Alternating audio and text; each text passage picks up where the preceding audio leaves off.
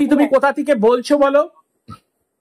আমি গুরুজি আজ কৃষ্ণনগর থেকে বলছি গুরুজি। ঠিক রাখি, আজকে আমরা বাস্তু কনসালটেন্সি করলাম। অদ্ভুত ভাবে একটা চার্লি চ্যাপলিনের পিকচার রাখা আছে, স্ট্যাচু রাখা আছে, সেটার ডাইরেকশন খুঁজে দেওয়া, এবং তার পাশে দুটো পাখি থাকছে, এবং এভরিথিং যে কেমিস্ট্রি একটা সূত্র তোমার সন্তানের লেখা আছে তার সোজাসুজি কি থাকছে, মেডিসিন আছে কি আছে, ডিটেলস কথাগুলো বলা হচ্ছিল। রাখি সব মিলেছে কিনা?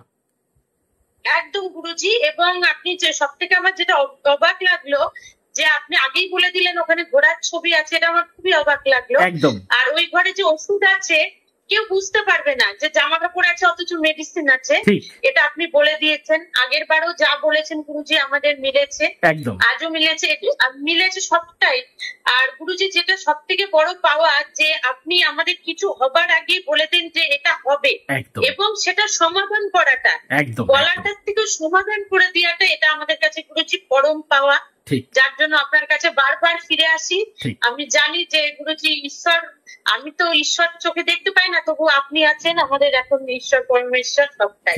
ঠিক আছে রাখি, ঠিক আছে রাখি, ভালো থাকো, আনন্দে থাকো এবং সুখে থাকো। জয় মা।